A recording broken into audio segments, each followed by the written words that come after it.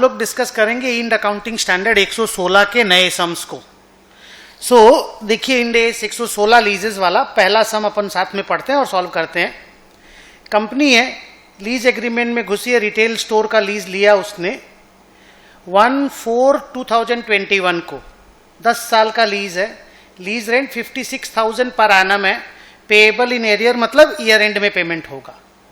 Company ने lease liability 351,613 का recognise किया है using an incremental borrowing rate of 9.5% per annum. मतलब ये हुआ कि 56,000 का 10 साल का 9.5% करके पीवी ऑलरेडी उन्होंने निकाल लिया है।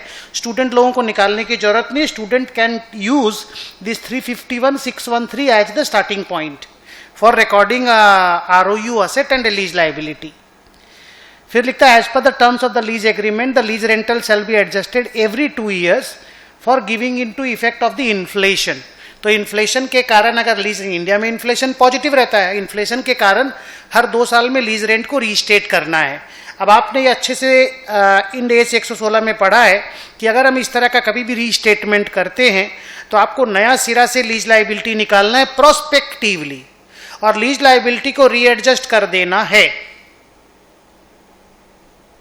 ओके और यूज करेंगे जो डिस्काउंटिंग फैक्टर है वो पुराना वाला यूज करना होगा, बिकॉज इंडेक्स नंबर के हिसाब से जब भी लीज रेंट एडजस्ट होता है ओरिजिनल डिस्काउंटिंग रेट 9.5% ही यूज करना पड़ता है। आगे लिखता है इंडेक्स जो है वो इनकम टैक्स वाला यूज करना है। 240 का इन्फ्लेशन इंडेक्स था पहले और आज 301 है जब हम रीस्टेट करेंगे। तो आप ऐसा समझो, मैं यहाँ पे करके दिखाता हूँ, उस वक्त 56,000 का लीज रेंट था और उस वक्त का इंडेक्स था 280 और अब 2 साल के बाद वो 301 हो गया है।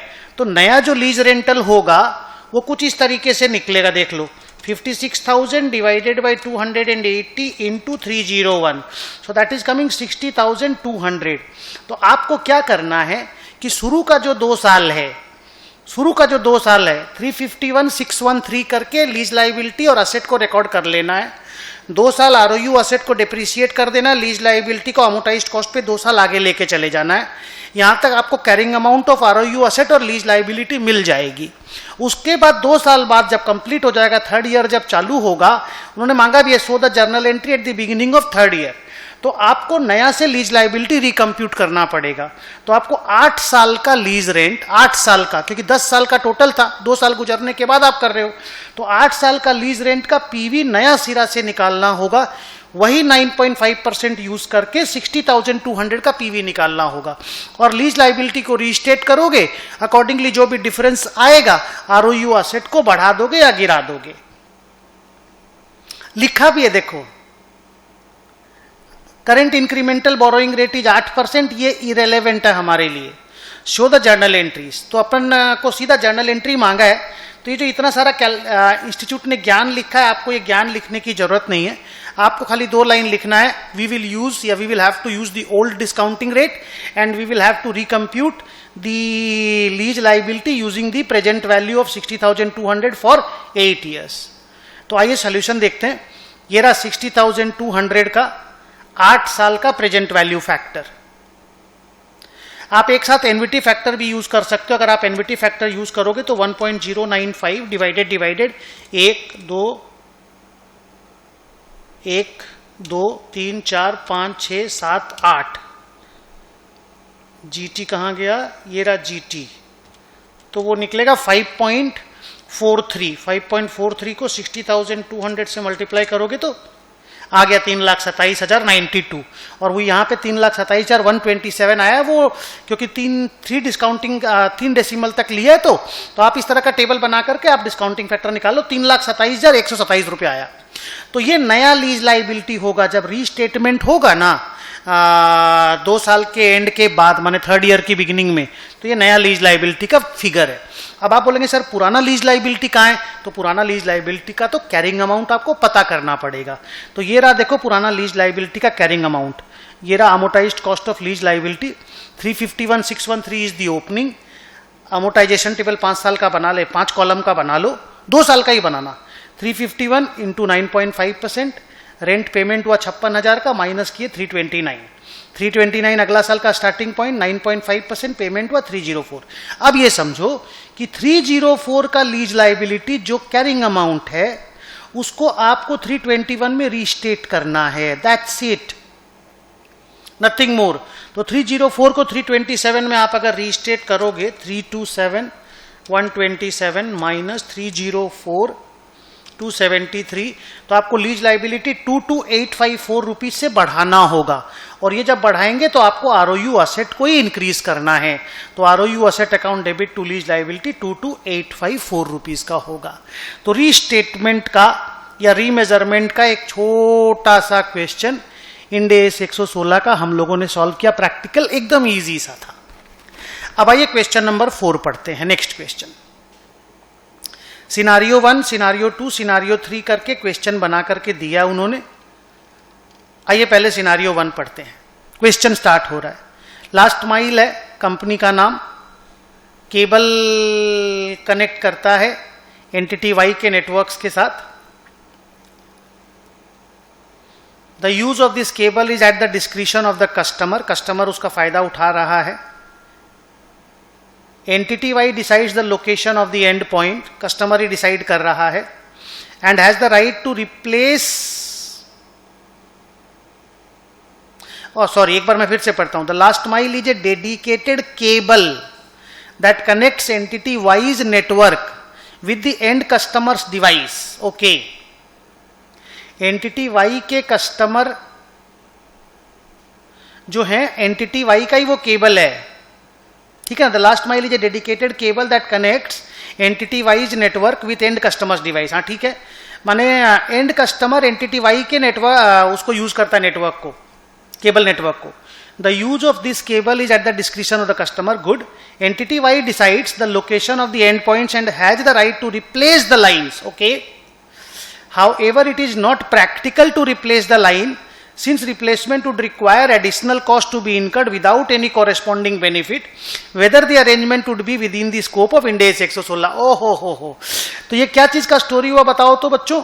ये हुआ कि जो लेसर है वो है एंटिटी वाई, कस्टमर कोई भी है, कस्टमर मान लो हम लोग हैं, तो इसका केबल नेटवर्क है और इसके पास सब्स्टिट्यूशन का राइट है। याद है सब्स्टिट्यूशन का राइट का स्टोरी, तो इसके पास सब्स्टिट्यूशन का राइट है। हम लोगों का बात हुआ था अगर सब्स्टिट्यूशन का राइट सब्सटैंटिव होता है। सब्सटैंटिव कब होता है? अगर लेसर के पास प्रैक्टिकल हो ये बात कि वो रिप्लेस कर सके और रिप्लेस करने में उसको इकोनॉमिक बेनिफिट होता है, तब तो सब्सटेंटिव होता है सब्स्टिट्यूशन का राइट। और अगर सब्स्टिट्यूशन का राइट सब्सटेंटिव होता है तो फिर लीज एग्रीमेंट को लीज एग्रीमेंट नहीं माना जाता, सर्विस कॉन्ट्रैक्ट होता है। और अगर माने राइट है मेरे पास सब्स्टिट्यूशन का, मैं मान लो लेसर हूं, तुम मान लो लेसी हो, मैंने तुमको कोई असेट दिया और हम उसको रिप्लेस कर सकते हैं, उसका राइट मेरे पास है, पर वो राइट सब्सटेंटिव नहीं है, माने रिप्लेस करके मेरे को कोई फायदा नहीं है या प्रैक्टिकली नहीं है, तब वो लीज एग्रीमेंट कहलाता है। ये अलग से एक तो पैराग्राफ डिस्कशन हुआ था, इसके ऊपर सम बना करके दिया है। आइए देखते हैं आगे सम क्या बोलता है। Scenario 2, if it is, scenario 1 वो हो गया, सिनारियो 2 पढ़ के फिर सम सॉल्व करेंगे। If it is practical for entity Y to replace the lines for entity and entity Y would benefit. देखो दोनों बात का क्वेश्चन आ गया। तो इसमें पहला क्वेश्चन है, अगर मेरे पास मैं एंटिटी वाई हूं, अगर मेरे पास सब्स्टिट्यूशन राइट है जो कि सम बोलता है, लेकिन वो सब्सटेंटिव नहीं है, तो उन्होंने क्वेश्चन मांगा है कि क्या वो with in the scope of IND AS 116 होगा, क्या वो लीज माना जाएगा अगर सब्सटेंटिव नहीं है सब्स्टिट्यूशन का right. The answer is yes, वो लीज एग्रीमेंट होगा, क्योंकि हमको रिप्लेस करने में कोई फायदा नहीं है। भले मेरे पास सब्स्टिट्यूशन का राइट है तो हम रिप्लेस नहीं करेंगे वर्चुअली, तो फिर इसका मतलब लेसी ही उस असेट को आराम से अपने हिसाब से यूज करेगा। और सिनारियो 2 में बोलता है कि प्रैक्टिकल भी है और बेनिफिशियल भी है, तो इस केस में the lease agreement will not be considered as a lease agreement and the contract will be considered to be a service contract. आइए इंस्टीट्यूट का आंसर देखते हैं पहले इसका।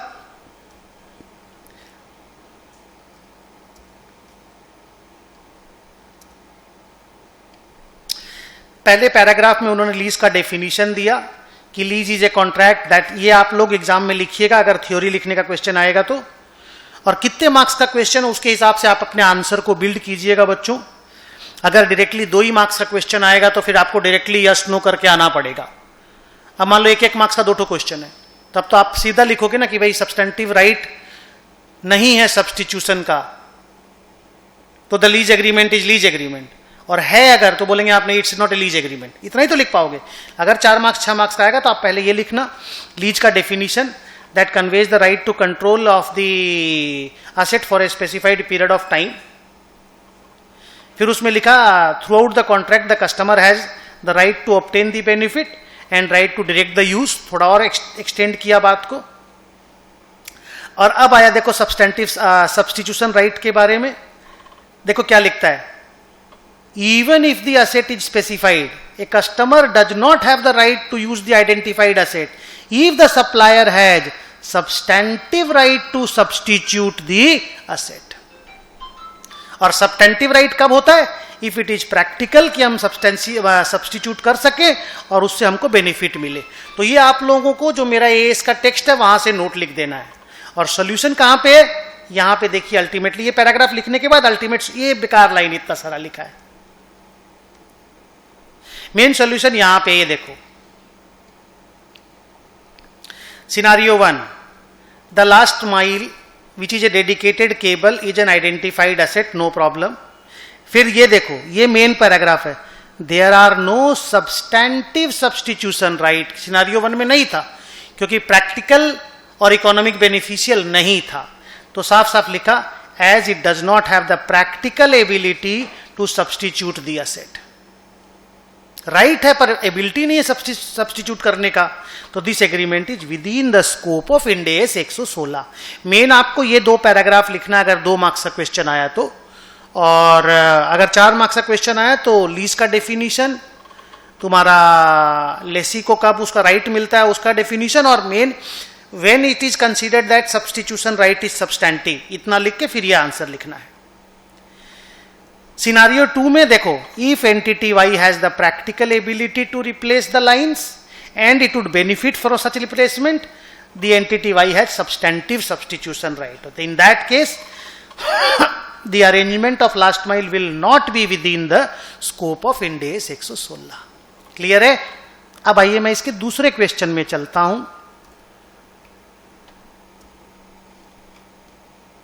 Case 2 is the second question, पढ़ते हैं। सेम बेस पे है, थ्योरी वही यूज होगा जो आपने ऊपर में लिखा हुआ है। कस्टमर एक्स है, 10 साल का कॉन्ट्रैक्ट है यूटिलिटी कंपनी के पास। एंटिटी वाई के पास राइट टू यूज है,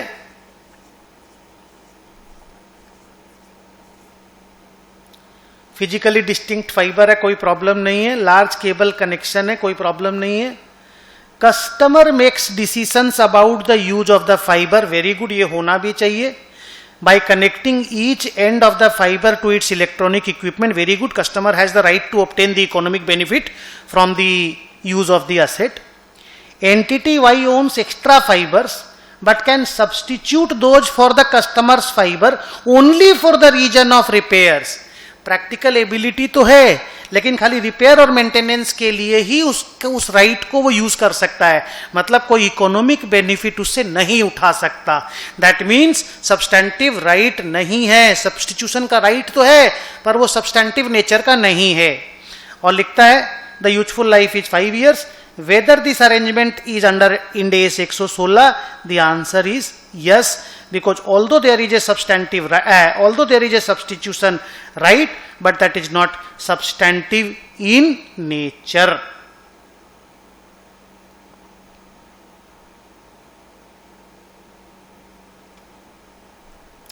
आइए इंस्टीट्यूट की तरफ से क्या बेस वही लिखने का है, दोबारा उसके लिए राइटिंग मत कीजिएगा। ये रहा केस 2, देखिए इन्होंने भी कम ही लिखा है, ऊपर वाला सारा बात लिखा, पहले जो क्वेश्चन पेपर है उसको सजा दिया, फिर लिखा यहां पे देखो, the supplier's right to substitute the asset is for repairs and maintenance if the asset is not operating properly or for a technical upgrade becomes available, it does not preclude the customer for having right to use of the identified asset.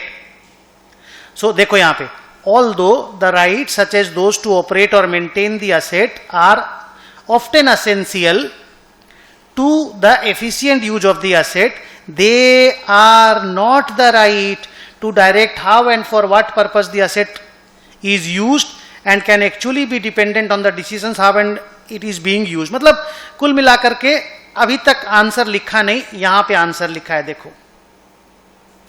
Hence the arrangement is within the scope of Ind AS 116, क्योंकि customer के पास उस asset को पूरा economic benefit उठाने का right है, direct to use का right भी कस्टमर के पास है, और उसका सब्स्टिट्यूशन का राइट सब्सटैंटिव नहीं है.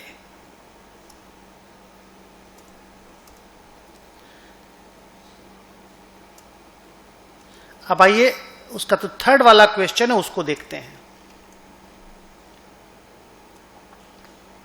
ये रहा थर्ड वाला क्वेश्चन. इंस्टीट्यूट ने बहुत बहुत लिखा है, लगता है 10-10 मार्क्स का क्वेश्चन है. वैसा हम लोगों को छोटा करके लिखना पड़ेगा एग्जाम में, नहीं तो लिख ही नहीं पाएंगे. 10 साल का contract, entity Y, right to use, cable Mumbai to Delhi. ये देखो, customer having the use of full capacity of 3 fibre stands with the cable company. Entity Y makes decision about the transmission of data.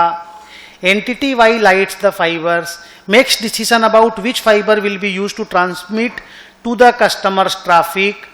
The useful life is 15 years, whether the arrangement is covered under Ind AS 116. अब ये देखो, सब कुछ entity why he decide कर रहा है, customer decide नहीं कर रहा है.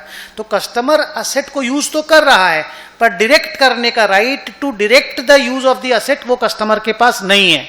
अगर कस्टमर के पास नहीं है तो लीज को लीज नहीं बोला जाएगा, अरेंजमेंट को लीज नहीं बोला जाएगा, वो सर्विस कॉन्ट्रैक्ट की तरह ट्रीट होगा. आइए मैं केस 3 आपके लिए पढ़ता हूं. ये देखो, ऊपर में जो ज्ञान क्वेश्चन पेपर को कॉपी करने का हो गया, ये देखो, thus the contract does not contain a lease and therefore it is not within Ind AS 116. तो ये एक ही टॉपिक पे क्वेश्चन था कि कस्टमर सप्लायर के पास जो असेट का ओनर है उसके पास जो सब्स्टिट्यूशन राइट है वो सब्सटैंटिव है या नहीं है. तो ये हम लोगों ने 3 क्वेश्चन, केस 1, केस 2, केस 3 हमने सॉल्व किया. अब आइए अगले क्वेश्चन में चलते हैं. कंपनी है, मशीन बनाती है, कस्टमर को बोलती है तुम खरीद भी सकते हो, लीज पे भी ले सकते हो.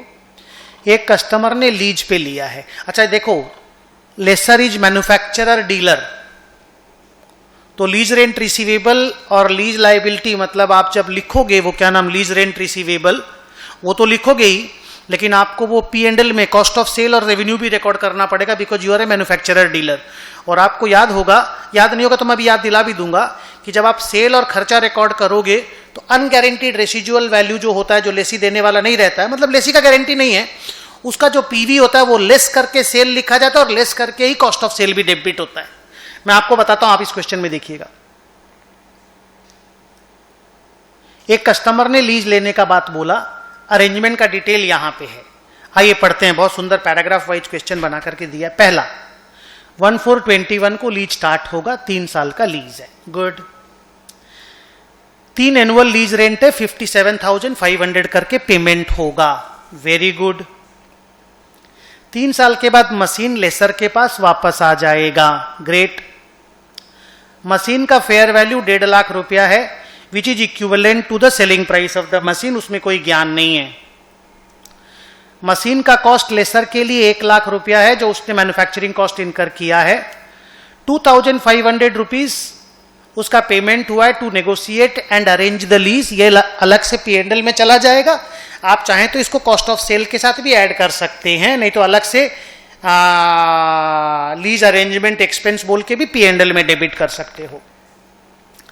The expected life of the machine is 3 साल.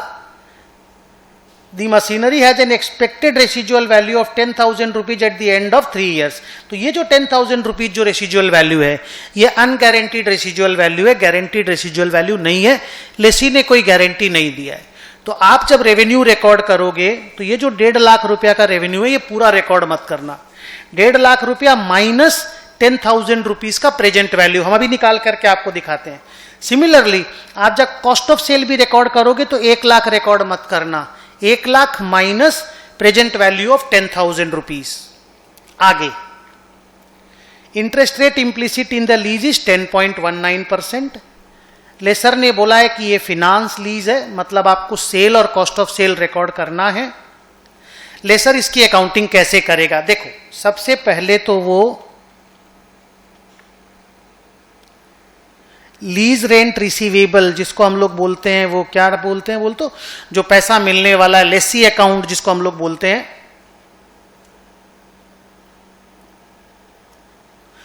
वो निकालेगा। और वो कैसे निकलेगा? 57,500 करके जो 3 साल का पीवी है वो निकालना पड़ेगा। देखते हैं इंस्टीट्यूट ने सोल्यूशन में वर्किंग सारा करके दिया है क्या? हाँ, वर्किंग किया है पर थोड़ा ढंग से नहीं किया। मैं यहां पे कर देता हूं आपके लिए।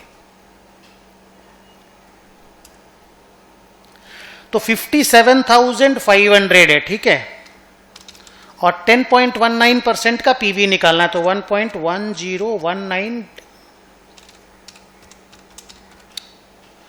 डिवाइडेड 1 2 3 जीटी -1 2 पॉइंट, तो 57,500 इंटू 2.4785 2.4786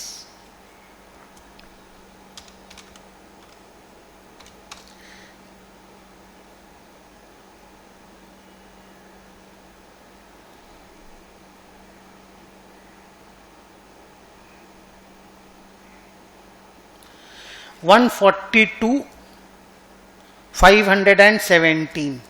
तो एक तो लेसर को ये वाला पैसा मिलेगा लेसी से, और एक अनगारंटीड रेसिजुअल वैल्यू जो 10,000 रुपया है उसका भी प्रेजेंट वैल्यू मिलेगा। तो वो आ गया 1.1019 डिवाइडेड 1 2 3 0.7474। तो ये आ गया 7474। तो ये आ गया टोटल, अगर मैं ऐड कर दूं तो 1,42,517 प्लस 7474, तो पूरा 1,50,000, 149,991। तो आपको अच्छे से याद होगा कि लेसर जब अपनी बुक्स में लीज रेंट रिसीवेबल या लीज रिसीवेबल जो भी फिनेंशियल एसेट होता है ना, gross investment in the lease जिसको बोलते हैं, उसको जब वो रिकॉर्ड करता है तो वो अनुपम पहला वाला बुक देना, फाइनल वाला, तो वो जो लेसी से पैसा मिलने वाला है प्लस जो अनगारंटीड रेसिजुअल वैल्यू उसका पीवी निकाल करके मेरा बुक में 149,991 आया। आप इसको सबसे पहले एक असेट के रूप में रिकॉर्ड करोगे और ये अमोर्टाइज्ड कॉस्ट पे मेजर होगा आने वाले टाइम पे। तो देखो इंस्टीट्यूट ने इसका आंसर यहां पे करके दिया है।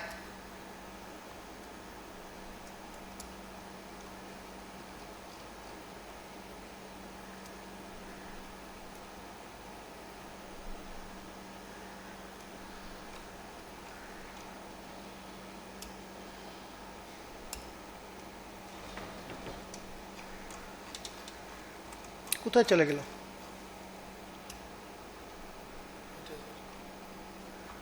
एक मिनट, हाँ, जाकर के एक बार पॉज करो। तो मैं यहां पे आपको पहले सारा वर्किंग दिखा दूं, ठीक है?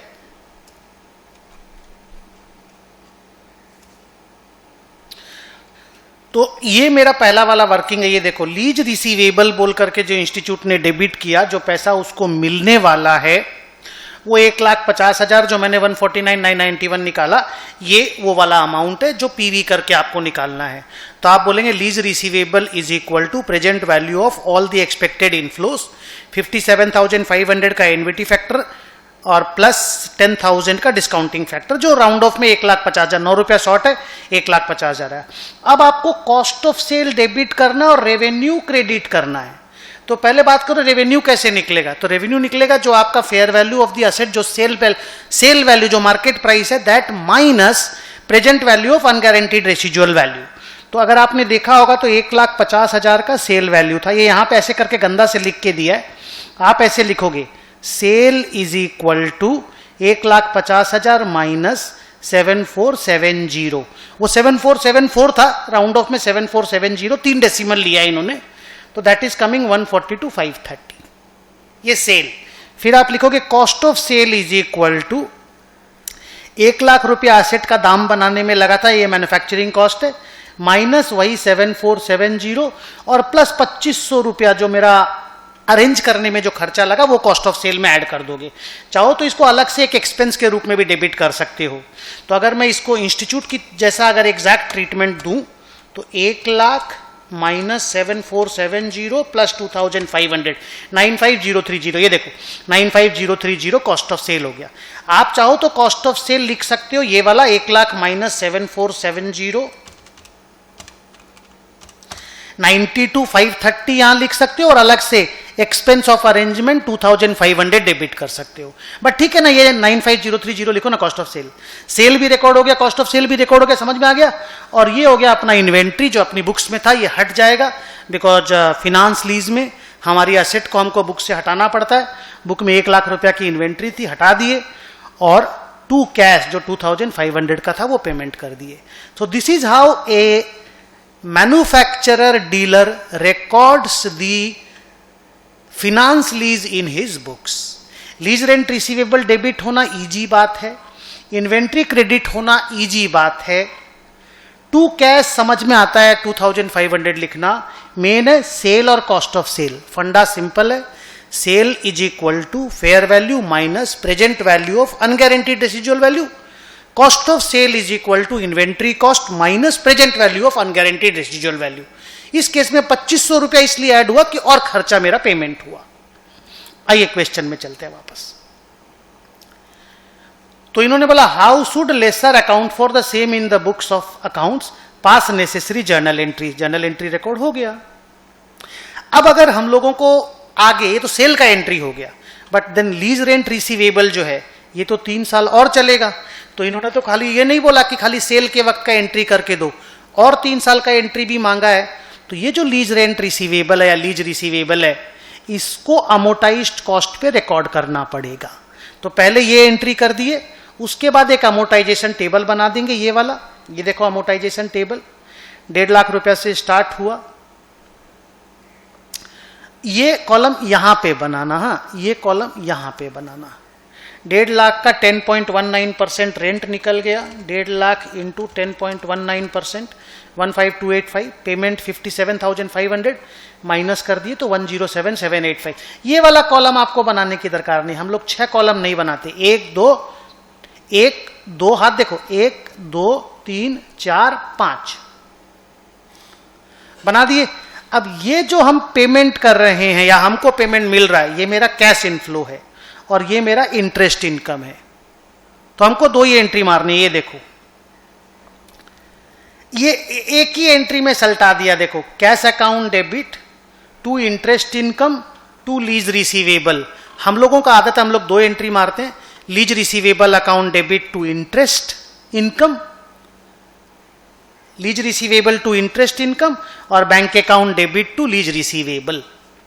हम लोग 2 एंट्री मारते हैं, उसको दोनों को मर्ज करके एंट्री मार दिया, ये first year, second year, third year. अच्छा, जब ये कर दोगे तो लास्ट में अपनी बुक्स में 10,000 रुपीज का लीज रिसीवेबल बच जाएगा। ये रहा अमोटाइज्ड कॉस्ट पे बचा हुआ अमाउंट। उसको बाद में, क्योंकि आपको असेट वापस मिल जाएगा, तो लीज रिसीवेबल को क्रेडिट करके असेट को डेबिट कर देना। ये देखो, लीज रिसीवेबल क्रेडिट हो गया, असेट डेबिट हो गया। सर असेट को इन्वेंट्री क्यों नाम दिया? असेट को तो कोई भी असेट नाम दे देता जो असेट का नाम है। Actually the lessor is a manufacturer dealer, तो इसलिए उसने इन्वेंट्री नाम दिया है। तो इस तरह का सम हम लोगों ने क्लास में भी बनाया हुआ है। एक और सम आपको प्रैक्टिस में मिल गया। सो लीज का अगला सम में चलते हैं। How will the entity Y account for the incentive in the following scenario. Scenario A, lessor operating lease में घुसा, 5 साल का लीज है, मंथली रेंट है 1,10,000, 5 साल मतलब 60 मंथ का लीज है। आगे, in order to induce the entity X to enter into the lease, entity Y provide 6 lakh rupees to entity X at lease commencement for lease improvement. Operating lease है, याद रखना। 60,000 rupees laser पे कर रहा है लेसी को कि वो लीज में घुस जाए और थोड़ा मोड़ा जो भी लीज इंप्रूवमेंट करना है कर ले। तो ऑपरेटिंग लीज में अगर कोई आदमी किसी को 6 लाख रुपया देता है तो आप ये समझ लो वो लीज रेंट के साथ ही एडजस्ट होने वाला है। तो आप ये जो 6 लाख रुपया का पेमेंट करोगे ना, इसको लीज रेंट पेड इन या लीज रेंट एडवांस बोल करके एक असेट में डाल देना या डेफर्ड लीज रेंट बोल करके डाल देना।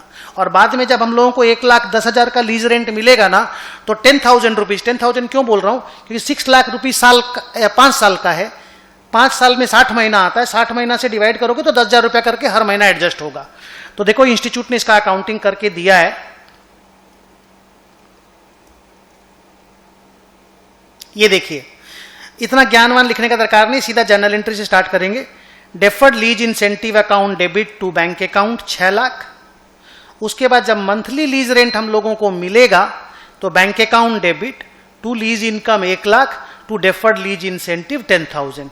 तो डेफर्ड लीज इंसेंटिव इस तरह से 60 महीना में क्लोज हो जाएगा, खत्म हो जाएगा।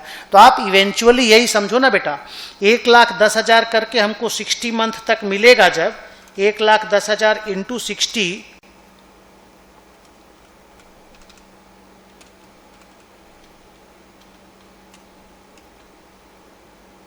अनुपम दूसरा वाला कैलकुलेटर कहां गया?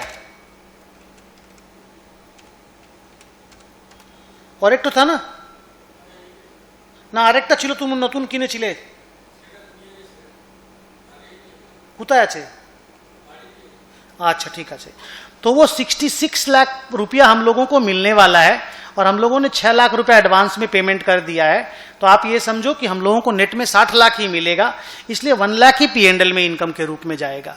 तो 6 लाख जो हमने एडवांस में पेमेंट किया वो डेफर्ड लीज इंसेंटिव बोल के डेबिट हो जाएगा और ईच मंथ उसको हम लोग इस तरह से एडजस्ट कर देंगे।